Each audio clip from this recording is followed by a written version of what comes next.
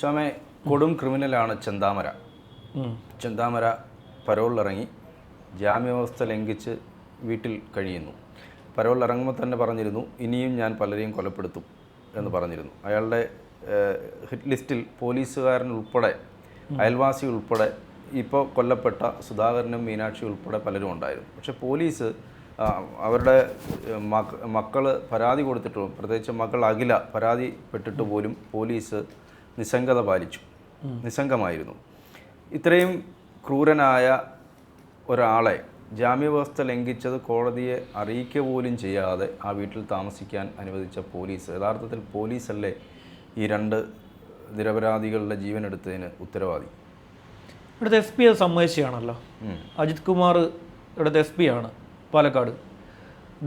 അദ്ദേഹത്തിൻ്റെ report ഉത്തരമേഖല I ജിക്ക് report കൊടുത്തായിരുന്നു. പോലീസിന് വലിയ വീഴ്ച സംഭവിച്ചിട്ടുണ്ട്. വലിയ വീഴ്ച സംഭവിച്ചിട്ടുണ്ട്. അതിൻ്റെ അടിസ്ഥാനത്തിലാണ് അവിടുത്തെ എസ് ഐ എം മഹേന്ദ്രനെ പോലീസ് സസ്പെൻഡ് ചെയ്തിരിക്കുന്നത്. അദ്ദേഹത്തെ ഉത്തരമേഖല ഐ ജി സസ്പെൻഡ് ചെയ്തു. അവിടുത്തെ എസ് പിയുടെ റിപ്പോർട്ട് പ്രകാരമാണ്. വലിയ വീഴ്ചയല്ലേ നടന്നത്? ഇത്രയും വലിയൊരു ക്രിമിനൽ, അതും ഒട്ടും ദയ കാണിക്കാത്ത. ഇപ്പം ജോണേട്ടൻ പറഞ്ഞ പോലീസുകാരനാരാ? ഇയാളുടെ മരുമകനാണ്. മറ്റേ മകളുടെ ഭർത്താവാണ് ഈ പോലീസുകാരൻ. ഹിറ്റ് ലിസ്റ്റിൽ ഉൾപ്പെടുത്തിയിരുന്ന ഒരാളെന്ന് പറയുന്നത് മരുമകൻ, ഭാര്യ, മകള്, പിന്നെ പ്രദേശത്തുള്ള 3 സ്ത്രീകള്. ഇതിന് പുറമെയാണ് ഈ സുധാകരനും പിന്നെ മീനാക്ഷി. ഇത്രയും പേരെയും ലക്ഷ്യപ്പെടുത്തി വെച്ചിരിക്കുകയാണ്. കൊലപാതകം നടത്താൻ യാതൊരു മടിയുമില്ലാത്ത ഒരാളാണ് ഈ ചെന്താമര. അതായത് ഇയാളുടെ ഈ പോത്തുണ്ടി പിന്നെ വനമുണ്ടല്ലോ, പോത്തുണ്ടി വനം എന്ന് പറയുന്നത് ഇയാളുടെ വീടിൻ്റെ നേരെ പുറകോശമാണ്. അതാണ് ഇയാൾ വനത്തിലേക്ക് കയറിയത്. ഇയാൾക്ക് ആ വനം നന്നായിട്ട് അറിയാം. ഇയാൾ തിങ്കളാഴ്ച രാവിലെ 10 മണിക്കാണ് ഈ 2 കൊലപാതകവും നടത്തുന്നത്. 2 കൊലപാതകം നടത്തിയപ്പോൾ ഇയാളുടെ സ്റ്റേറ്റ്മെന്റ് പ്രകാരം സുധാകരനെ കൊലപ്പെടുത്തുക എന്നൊരു ഉദ്ദേശം ഇല്ലായിരുന്നു എന്നാണ് പറയുന്നത്. പക്ഷേ ഹെൽമറ്റിനായിട്ട് ഭീഷണിപ്പെടുത്താൻ വേണ്ടി ഹെൽമറ്റിന് വെട്ടിയതാണ് എന്നാണ് പറയുന്നത്. ഹെൽമറ്റിന് വെട്ടിയപ്പോൾ ഹെൽമറ്റിൽ നിന്നും, അതായത് സുധാകരൻ മാറുകയും കഴുത്തിന് വെട്ടേൽക്കുകയുമായിരുന്നു എന്നാണ് ഈ ചെന്താമര നൽകിയിരിക്കുന്ന മൊഴി. പക്ഷേ മറ്റേ ആ സ്ത്രീ എന്തിനാണ് കൊന്നത്? ഈ സുധാകരൻ്റെ മാതാവിനെ തടസ്സം പിടിക്കാൻ വന്നപ്പോൾ അവരെയും കൊന്നു. അവരെ തടസ്സം പിടിക്കാൻ വന്നപ്പോൾ അവരെ വെട്ടിക്കൊലപ്പെടുത്തി. ഈ സജിതയെ കൊല്ലുന്നത് 5 വർഷം മുമ്പാണ്. 5 വർഷം മുമ്പ് ഒരു കൊലപാതകം നടത്തുന്നു. അതായത് ഇയാളോടൊരു മന്ത്രവാദി പറഞ്ഞു, താങ്കളുടെ ഭാര്യ, മകൾ എന്നിവർ താങ്കളെ വിട്ടു പോകാനുള്ള കാരണം ഈ പിന്നെ ഈ എന്താ നീണ്ട മുടിയുള്ള ഈ ഇടുപ്പിന് താഴേക്ക് മുടിയുടെ നീളമുള്ള സ്ത്രീയാണെന്നാണ്. അപ്പോൾ ഈ സജിതയ്ക്ക് നല്ല മുടിയാണ്. സജിത മാത്രമല്ല, അവിടെ മുടിയുള്ള എല്ലാത്തിനെയും ലിസ്റ്റിൽപ്പെടുത്തി വെച്ചിരിക്കുകയാണ്. പുഷ്പ എല്ലാത്തിനെയും ലിസ്റ്റിൽ, മുടിയുള്ള എല്ലാത്തിനെയും ലിസ്റ്റിൽപ്പെടുത്തി വെച്ചിരിക്കുകയായിരുന്നു കൊലപ്പെടുത്തുവാൻ വേണ്ടി. അതായത് അന്ധവിശ്വാസം മൂലം ഭ്രാന്തനായി മാറിയിരിക്കുന്ന, ഭ്രാന്തൻ എന്ന് പറയുന്നത് മാനസിക രോഗിയല്ല, മാനസിക രോഗം എന്ന് പറയുന്ന ഒരു ലിസ്റ്റിൽ പെടുത്തി കഴിഞ്ഞാൽ അവൻ ഊരിപ്പോവും. ഇവനെ മാനസിക രോഗം എന്നുള്ളൊരു ലിസ്റ്റിൽ പെടുത്താൻ പറ്റില്ല. ഇവൻ ഈ ആഹാരത്തോട് അമിതമായിട്ടുള്ള ആർത്തിയാണ്. ആഹാരത്തോട്, അത് പോലീസിന്, ഇവൻ്റെ സഹോദരൻ തന്നെ പോലീസിനോട് പറഞ്ഞു കൊടുത്തു, ഇവൻ ആഹാരത്തോട് അമിതമായിട്ടുള്ള ആർത്തിയാണെന്ന്. ഇവൻ എപ്പോഴും ചോറും ഈ പിന്നെ ഇറച്ചിയും വേണം. കോഴി ഇറച്ചി വേണം, അതും നാടൻ കോഴിയെ വേണം. നാടൻ കോഴി ഇറച്ചിയും ചോറുമാണ് ഇവൻ്റെ പ്രധാനപ്പെട്ട ആഹാരം. ഇവൻ ഈ പറയുന്ന പോലെ വേറെ ഒരു സാധനം ഇവൻ കഴിക്കത്തില്ല. ഈ സാധനം മാത്രം മതി ഇവന്. നാടൻ കോഴി ഇറച്ചിയും വേണം, ചോറും വേണം. അതൊരു വലിയൊരു എന്താ പറയുക, ഒരു ചെമ്പിലിട്ട് കൊടുത്ത് അത് മൊത്തം ഇരുന്ന് മറ്റേ ജയിലിൽ പോയതൊക്കെ കിട്ടുമോ? ജയിലിൽ പോയി കഴിഞ്ഞാൽ ആഴ്ചയൊരിക്കൽ ഉണ്ട്. ആഴ്ചയൊരിക്കൽ ചിക്കനും ഉണ്ട്, ആഴ്ചയൊരിക്കൽ മട്ടനും ഉണ്ട്. അറിയൂ, ആഴ്ചയൊരിക്കൽ മട്ടനും ഉണ്ട്, ആഴ്ചയൊരിക്കൽ ചിക്കനും ഉണ്ട്. മട്ടൻ നേരത്തെയൊക്കെ വലിയ ഉടായ്പായിരുന്നു. അതായത് മട്ടൻ്റെ ഈ പറയുന്ന പോലെ എല്ല് മാത്രമേ കിട്ടത്തുള്ളായിരുന്നു, ഇറച്ചി ഉണ്ടാവില്ല. എല്ല് മാത്രമായിട്ടാണ് നേരത്തെയൊക്കെ വന്നത്. നമ്മൾ വലിയ വലിയ ഹോട്ടലുകളിൽ മട്ടൻ അങ്ങനെയാണ് അവർ തരുന്നത്. അത് വലിയ മെനു വെച്ചിരുന്നില്ല ഈ ജയിലിൽ. അപ്പോൾ ഇവനെന്ന് വെച്ച് കഴിഞ്ഞാൽ ഈ കോഴിയും ഇതും വേണം. അത് വേണം ഇവൻ്റെ ആഹാരം, പ്രധാനപ്പെട്ട ആഹാരം. ഒരു ചെമ്പിലിട്ട് കഴിഞ്ഞാൽ, നമ്മുടെ കൈദി സിനിമയ്ക്കകത്ത്, ഞാൻ നേരത്തെ പറഞ്ഞ പോലെ കൈദി സിനിമയ്ക്കകത്ത് പിന്നെ ആഹാരം കഴിക്കുന്ന കണ്ടിട്ടുണ്ട്. ഒരു വലിയ ചെമ്പിനകത്ത് ബിരിയാണി തട്ടിയിട്ട് അമ്മാതിരി ഇരുന്ന് ആഹാരം കഴിക്കുന്നതാണ് അവിടുത്തെ ഒരു റിപ്പോർട്ടർ എന്നോട് പറഞ്ഞു. വിശപ്പ് സഹിക്കാൻ പറ്റില്ല. വിശപ്പ് സഹിക്കാൻ പറ്റില്ല. ഇപ്പം ഇവനെന്താണെന്ന് വെച്ച് കഴിഞ്ഞാൽ തിങ്കളാഴ്ച രാത്രി 10 മണിക്ക്, അല്ല രാവിലെ 10 മണിക്ക് ഈ കൊലപാതകം നടത്തുന്നു. 2 കുഞ്ഞുങ്ങൾ, അഖില, അതുല്യ, 2 കുഞ്ഞുങ്ങൾ. ആ 2 കുഞ്ഞുങ്ങളും അനാഥമാക്കിക്കൊണ്ടാണ് ഇവനെ ആദ്യം അതുകൊണ്ട് അമ്മയെ കൊന്നു, ഇപ്പം അച്ഛനെ കൊന്നു, അച്ഛമ്മയെ കൊന്നു. ഇത്രയും പേരെയും ഇവൻ തീർത്തു. രാവിലെ 10 മണിക്ക് ഇവൻ കൊലപാതകം നടത്തിയ ശേഷം ഇവൻ നേരെ പോത്തുണ്ടി വനമേഖലയിൽ കയറി കളഞ്ഞു. ഫെൻസിങ് ചാടി കടന്നളഞ്ഞു. ഫെൻസിങ് ചാടി കടന്ന് വനമേഖലയിലേക്ക് കയറി. ഫെൻസിങ് നമുക്ക് ഈ പകൽ സമയത്ത് നമുക്ക് ചാടി കിടക്കാൻ പറ്റും. കാര്യം ഫെൻസിങ് പകൽ സമയത്ത് ഓണല്ല. പകൽ സമയത്ത് അതങ്ങനെ ഓണാക്കി ഇടാറില്ല. ചില മേഖലകളിൽ മാത്രമേ ഉള്ളൂ ഫെൻസിങ് പകൽ സമയത്ത് വർക്ക് ചെയ്യുന്നത്. അല്ലാത്ത സമയത്തൊക്കെ അത് ഈ പറയുന്ന പോലെ ഫെൻസിങ് മിക്കവാറും ഒക്കെ ഓഫ് ചെയ്തിടുന്ന, പകൽ സമയത്ത് മിക്കവാറും ഒക്കെ ഓഫ് ആയിരിക്കും. ചില സ്ഥലങ്ങളിൽ പകലും രാത്രിയിലും വന്യമൃഗങ്ങളുടെ അത്രത്തോളം ശല്യമുള്ള സ്ഥലങ്ങളിൽ ഓണാക്കിയിട്ട് പകലും രാത്രിയിലും ഒരുപോലെ തന്നെ കിടക്കും. അല്ലാത്ത സമയത്ത് അല്ലാത്ത സ്ഥലങ്ങളിലൊക്കെ ഈ പറയുന്ന പോലെ പകൽ സമയത്ത് ഇത് ഓഫ് ആവുകയും രാത്രി സമയത്ത് ഇത് സൗരോർജ്ജ പ്രകാരം അത് വർക്ക് ചെയ്യുന്നൊരു രീതിയുണ്ട്. ഇത് പല ടെക്നിക്കാണ്. പല സ്ഥലങ്ങളിലും ഇത് പല മെത്തേഡ്സാണ് ഉപയോഗിക്കുന്നത്. അപ്പോൾ ഇവൻ ഇത് ചാടിക്കടന്ന് പൊക്കളഞ്ഞു. ഇത് ചാടിക്കടന്ന് ഇവൻ ആ വനമേഖല നന്നായിട്ട് അറിയാം. അപ്പോൾ എന്താണെന്ന് വെച്ചാൽ അവിടെ ഇരുന്ന് ഇവൻ പോലീസിനെ നിരീക്ഷിച്ചു. അവൻ പറയുന്നുണ്ടല്ലോ, ഡ്രോണൊക്കെ വരുമ്പോൾ മരത്തിന്റെ കീഴിൽ ഒളിച്ചു. അവൻ പറയുന്നുണ്ട്, നാട്ടുകാരൊക്കെ വരുന്നത് ഞാൻ കാണുന്നുണ്ടായിരുന്നു, പോലീസും നാട്ടുകാരും അന്വേഷിക്കാൻ വരുന്നത്. ആ നാട്ടുകാർക്ക് പോലും അറിയില്ലാത്ത സ്ഥലങ്ങൾ അവനെ അറിയാം. അവൻ പാറ ഇടുക്കിനകത്തൊക്കെ കയറിയിരുന്നു. പാറ ഇടുക്കുകൾക്കിടയിൽ ഒളിച്ചിരുന്നു. പോലീസ് ഇഷ്ടം പോലെ ഡ്രോൺ പറത്തി. പോലീസിന് വേറൊരു വലിയൊരു പ്രശ്നം ഉണ്ടായിരുന്നു. പോലീസ് എന്തുകൊണ്ട് ഈ പറയുന്ന പോലെ അതിശക്തമായിട്ടുള്ള ഒരു നടപടിയിലേക്ക് പോകാതിരിക്കാനുള്ള കാരണം, അതായത് ഇവനെ പിടിക്കാൻ വേണ്ടി ഇവനെ പോലീസിന്റെ കൈ കിട്ടാതെ നാട്ടുകാരെ കിട്ടി അവനെ കൊല്ലും. നാട്ടുകാരുടെ കൈ കിട്ടിക്കഴിഞ്ഞാൽ പാലക്കാടിന്റെ ഒരു സ്വഭാവമുണ്ട്. പാലക്കാട് ഭയങ്കര ജെനുവിനായി മനുഷ്യർ. പാലക്കാട് എന്നുള്ള ആൾക്കാരെന്ന് പറയുന്നത് ഭയങ്കര ജെനുവിനാണ്. നമ്മൾ വിചാരിക്കുന്ന പോലെ അല്ല അവർ ഭയങ്കര ആത്മാർത്ഥമുള്ള മനുഷ്യരാണ്. ഒട്ടുമിക്കവരും അങ്ങനെയാണ്. അപ്പോൾ അങ്ങനെയാണെങ്കിൽ ചോദിക്കും, ഈ ചെന്താമര പിന്നെ പാലക്കാടുകാരനല്ലേടാന്ന് ചോദിക്കും. പാലക്കാടുകാരനാണല്ലോ ചെന്താമരയ്ക്ക് എന്താ ആത്മാർത്ഥ? വേറൊരു മനുഷ്യനായി പോയി. അവൻ വേറൊരു അന്ധവിശ്വാസം കൊണ്ട്. അതെ, അന്ധവിശ്വാസം കൊണ്ട് എന്താ പറയുക, അന്ധവിശ്വാസം എന്ന് പറയുന്നത് എന്താ പറയുക, ഈ പറയുന്ന പോലെ തിമിരം ബാധിക്കുന്നതിന് തുല്യമായിട്ടുള്ള ഒന്നാണ്. അപ്പോൾ അവിടുത്തെ ജനങ്ങളുടെ ഒരു പ്രത്യേകത എന്ന് വെച്ച് കഴിഞ്ഞാൽ അവർ ഈ 2 കുഞ്ഞുങ്ങളുടെ, അതായത് എനിക്ക് തോന്നുന്നു നമ്മുടെ നവീൻ ബാബുവിൻ്റെ കൊലപാതകമൊന്നുമല്ല, മരണം, അത് കൊലപാതകമാണോ ആത്മഹത്യയാണോ എന്ന് ഇപ്പോഴും ഒരു ഉറപ്പില്ലാത്ത കേസാണ്. അതിലെ കുട്ടികൾ കഴിഞ്ഞു കഴിഞ്ഞാൽ പിന്നെ കേരളം ഏറ്റവും കൂടുതൽ വേദനയോട് കൂടി കണ്ട 2 കുഞ്ഞുങ്ങൾ ഇതാണ്. ഈ ആരും ഇല്ലാതായി പോയില്ലേ? ആരും ഇല്ലാതാക്കി കളഞ്ഞില്ലേ 2 കുഞ്ഞുങ്ങൾക്ക്. ഇനിയിപ്പോൾ എത്ര സർക്കാർ സഹായിക്കുമെന്ന് പറഞ്ഞാലും, ഇനിയിപ്പോൾ എന്തൊക്കെ സഹായം ചെയ്ത് കൊടുക്കുമെന്ന് പറഞ്ഞാലും ആ കുഞ്ഞുങ്ങളെ ആരും നോക്കും? അതിനെ അതിൻ്റെ അച്ഛൻ നോക്കുന്ന പോലെ ഒരു പെൺകുഞ്ഞിനെ വേറെ ആരെങ്കിലും നോക്കൂ? ഒരു പെൺകുഞ്ഞിനെ നോക്കുക എന്ന് പറയുന്നത്, അതിൻ്റെ സംരക്ഷണം ഏറ്റെടുക്കുക എന്ന് പറയുന്നത് ചെറിയ ഇതല്ലല്ലോ. അതിന് എത്രത്തോളം സുരക്ഷിതത്വം ഒരുക്കാൻ പുറത്തുള്ള ഒരാൾക്ക് പറ്റും? നമ്മുടെ ഇവിടുത്തെ പിന്നെ അഗതി മന്ദിരങ്ങൾ, അതുപോലെ തന്നെ ശിശുക്ഷേമ വകുപ്പിൻ്റെ കീഴിലുള്ള കുട്ടികളെ സംരക്ഷിക്കുന്ന സ്ഥലങ്ങൾ, അവിടെ പോലും പെൺകുഞ്ഞുങ്ങൾ സുരക്ഷിതരല്ല. അറിയില്ലേ? തിരുവനന്തപുരത്ത് നടന്നത്. ഇവിടെ ട്രിവാൻഡ്രത്ത് നടന്ന ഒരു കാര്യം അറിയാമല്ലോ. അത് ഒരു കുഞ്ഞിനെ ഉപദ്രവിച്ചു കഴിഞ്ഞപ്പോഴാണ് ബാക്കി കഥ പുറത്തു വരുന്നത്. നിരന്തരം അവിടെ പെൺകുട്ടികളെ ഉപദ്രവിക്കുന്നുണ്ടായിരുന്നു.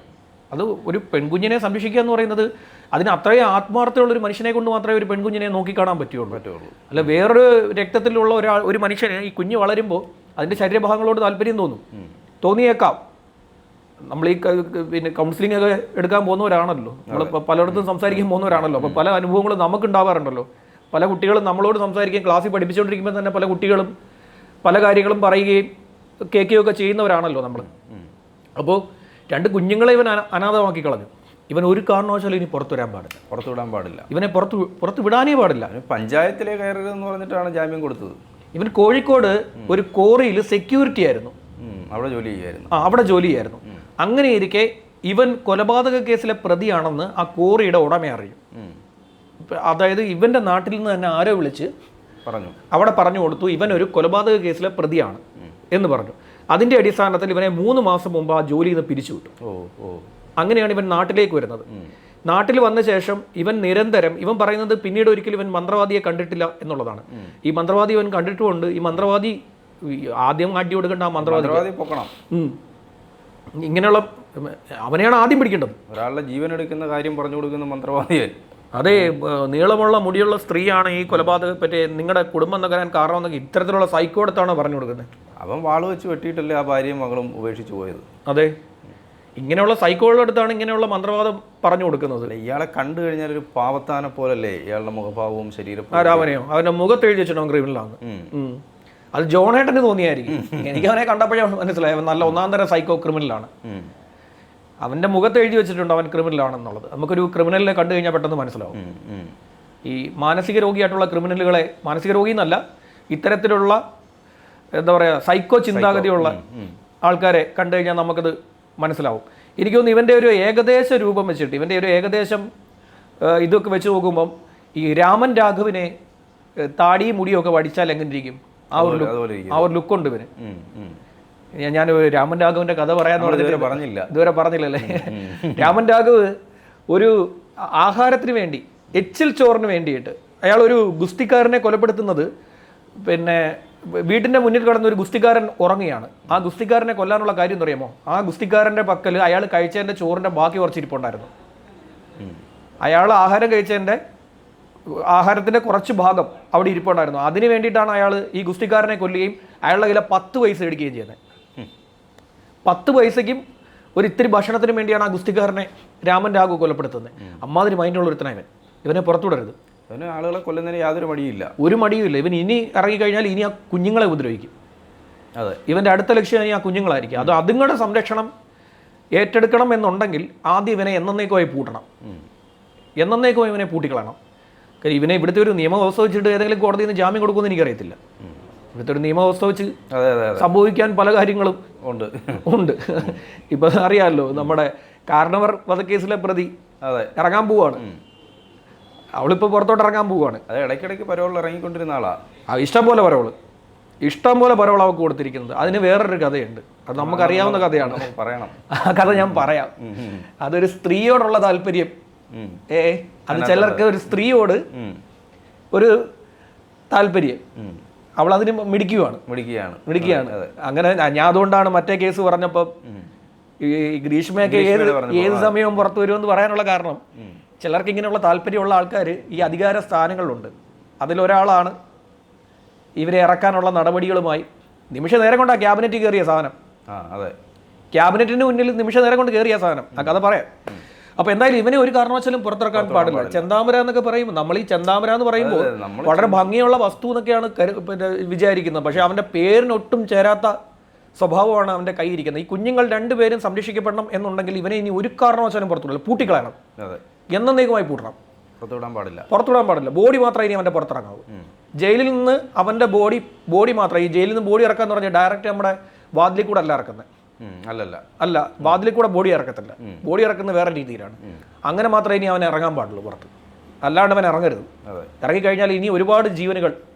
പിന്നെ ഇപ്പോഴും അവൻ ലിസ്റ്റ് ഉണ്ടാക്കി വെച്ചിരിക്കുകയല്ലേ, ആരെയും കൊല്ലണം, എങ്ങനെ കൊല്ലണം എന്നുള്ളതൊക്കെ. എന്നാലും അവന് പോലീസ് മറ്റേ ഇത് മേടിച്ചു, ഫുഡ് മേടിച്ചു കൊടുത്തു, ഓംലറ്റും ഇഡലി. പിടിച്ചപ്പോൾ ഉടനെ പറഞ്ഞ് വിശക്കുന്ന ചിക്കനും. അവൻ വിശന്നോണ്ടാവേ ഇറങ്ങി വന്നത്. വിശന്നോണ്ടാണ് പോലീസിനറിയാം എങ്ങനെ ആയാലും കറങ്ങി തിരിഞ്ഞ് താഴെ ഇറങ്ങും പോലീസ്. പക്ഷെ ആൾക്കാരുടെ ശ്രദ്ധ മൊത്തം പോലീസ് തിരിപ്പിച്ചു വിട്ടോളാം. ഒരു പോലീസുകാരൻ ഒരു വ്യാജ കഥ പറഞ്ഞു, ഇവനെ വേറെ സ്ഥലത്ത് കണ്ടു എന്ന് പറഞ്ഞൊരു പോലീസുകാരൻ ഒരു കഥ പറഞ്ഞു. ആളുകളെല്ലാം അങ്ങോട്ട് പോയപ്പോൾ പോലീസ് ഇപ്പുറത്ത്, കേരള പോലീസിന്റെ ബുദ്ധിയല്ലേ, ഇപ്പുറത്തിട്ട് പോലീസ് കറക്കി അടി കൊടുക്കണം. അല്ല, ഇവനെ കാട്ടിൽ നിന്ന് ഇറങ്ങിയതും അങ്ങനെയാണെന്ന് പറയുന്നുണ്ടല്ലോ. കാരണം അന്വേഷണം ഇന്നത്തെ തീർന്നു പോലീസ് പ്രഖ്യാപിച്ചു. ഇന്നിനി ഞങ്ങൾ തെരച്ചിലൊന്നും നടത്തുന്നില്ല എന്ന് പറഞ്ഞു. ആ പോലീസിന്റെ ബുദ്ധിയാ. അടി കൊടുക്കണം, നല്ല അടി കൊടുക്കണം. കാര്യം പാവങ്ങളെ പിടിച്ച് അടിക്കുന്ന പോലല്ലോ. ഇവന് 2 എണ്ണം കിട്ടിയാലും നാട്ടുകാർക്ക് സന്തോഷമേ ഉള്ളൂ, അത്രേ ഉള്ളൂ. സത്യം, ഞാൻ മനസ്സുകൊണ്ട് സന്തോഷിക്കും ഇവൻ 2 എണ്ണം കിട്ടുവാണെങ്കിൽ. അതോടൊപ്പം തന്നെ പോലീസും ഇതിൽ നിന്ന് പാഠം പഠിക്കണം. കൊടും ക്രിമിനലുകളെ യാതൊരു കാരണവശാലും ജാമ്യം കൊടുത്ത് ഇറക്കരുത്. മാത്രമല്ല, ജാമ്യാവസ്ഥ ലംഘിക്കുവാണെങ്കിൽ ഇവനെ അപ്പോഴേ അത് മാത്രമല്ല ജില്ല അടക്കാൻ സമ്മതിക്കരുത്. ജില്ല അടക്കം. ഇവിടെ തിരുവനന്തപുരം പോലീസിന്റെ ഒരു പ്രത്യേകത എന്ന് അറിയാമോ? ട്രിവാൻഡ്രത്ത് ഇവിടുത്തെ ഒരു ഏറ്റവും വലിയ ഒരു ക്വാളിറ്റി, പോലീസിന്റെ ഏറ്റവും വലിയ ക്വാളിറ്റിയാണ് ഞാൻ കണ്ടിട്ടുള്ളത്. ഇവിടെ എന്തെങ്കിലും കുഴപ്പം ഈ സിറ്റി കാണിച്ചാൽ അറ്റ് ദ സ്പോട്ട് ഇവിടെ ജില്ല നടത്തും. നാട് കടത്തും, ജില്ല കടത്തും, കാപ്പടിക്കും. ഇവിടുത്തെ സിറ്റി ഒതുക്കുന്ന എങ്ങനെയാ പോലീസ്? ഇവിടെ ട്രിവാൻഡ്രം സിറ്റി അടിച്ചൊതുക്കി. ഇല്ലെങ്കിൽ ഇവിടെ എന്തെല്ലാം പുറത്തിറങ്ങി നടക്കാൻ പറ്റും? ഇവിടെ ഗുണ്ടാസങ്ങളുടെ അങ്ങേ അറ്റമാണ് ഇവിടെ കിടക്കുന്നത്. ഇവിടുന്ന് പോലീസ് അടിച്ചൊതുക്കുന്ന പോലീസ് കാപ്പയടിച്ച് കൈ കൊടുക്കും, ജില്ല കടത്തി വിട്ടുകളായി. എന്നെ ജില്ല കയറാൻ സമ്മതിക്കരുത്. അതാണ് ആദ്യം ചെയ്യേണ്ടത്. അത് പോലീസ് ജയിലിൽ തന്നെ ഇനി കിടക്കട്ടെ, ഇറങ്ങരുത്, ഒരു കാരണവശാലും ഇറങ്ങരുത്. ശരി.